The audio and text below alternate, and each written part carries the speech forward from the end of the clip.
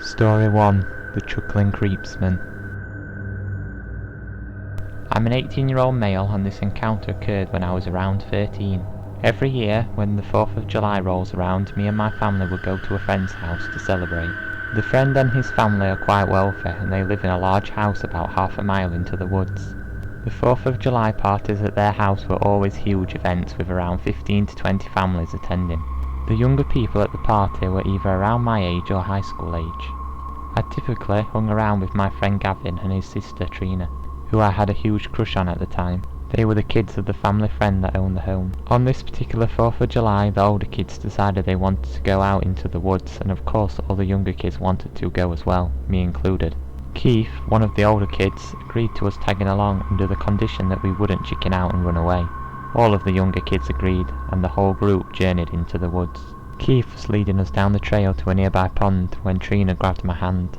13-year-old me turned bright red in the darkness, but I could also tell something was wrong. "There's someone in the woods, I just saw him, he's a big man," she pointed out into the trees, but I didn't see anything. I squeezed her hand tightly and told her that she was just seeing things. Trina had always been the sort to scare easily, so I thought nothing of it. The group finally made it to the pond. We only had one flashlight between us, but by this time everyone's eyes had adjusted to the blackness of the woods. We all sat around talking and goofing off. We occasionally heard sounds out in the woods, but we just figured it was the local deer population.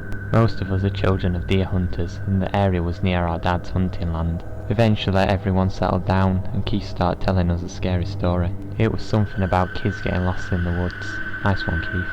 As the story continued, Trina's grip on my hand got tighter and tighter. She was practically shaking when one of Keith's friends tossed a log into the pond right at the story's climax. Everyone jumped and screamed, and eventually we all started laughing at how scared we got. Suddenly, another distinct laugh joined us. It was a deep-throated chuckle that echoed off the empty space around the pond. We all stopped laughing and sat in silence. I looked around, my eyes locked onto a large black mass that could only be human, standing at the edge of the pond. "That was a good one, you even startled me," said the mass. The voice sounded similar to the chuckle from before. The air seemed to freeze, and for what seemed like an eternity, no one moved. It felt like Trina was trying to shatter the bones in my hand. Suddenly, as if time had started again, we all scrambled up and ran. We ran as fast and as hard as we could, but it didn't seem fast enough. I could hear the heavy footsteps behind our group, heavier than any of us could produce. The man was following us. After what seemed like hours, we all exited the woods and ran into the brightly lit driveway. We watched the edge of the woods while Keith did a head count. Trina swears to this day that she saw the man standing at the edge of the woods watching us before turning back and walking away. This remains one of the scariest experiences in my life.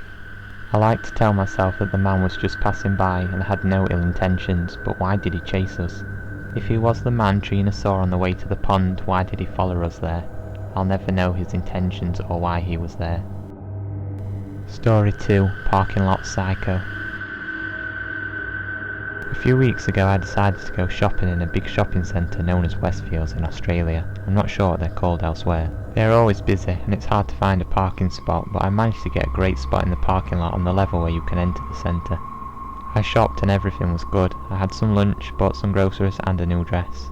I exited the shopping centre and started walking towards my car. There weren't any people in the parking lot, but a few cars were trying to find a spot. Nothing out of the ordinary. I then noticed a lady walking in the other lane next to mine. She had tangled, matted and thinning hair and wasn't dressed in the nicest or newest clothes.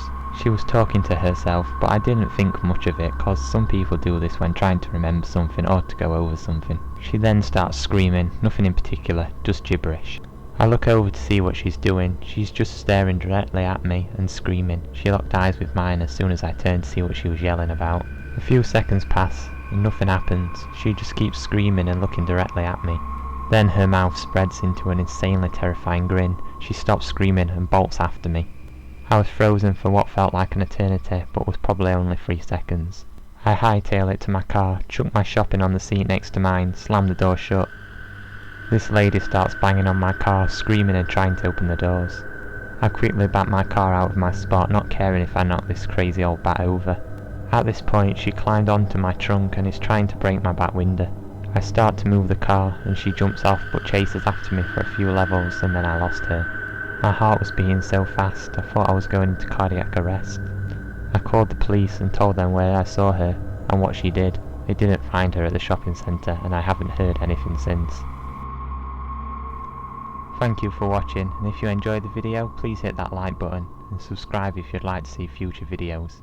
All support is greatly appreciated. Thank you. Echo out.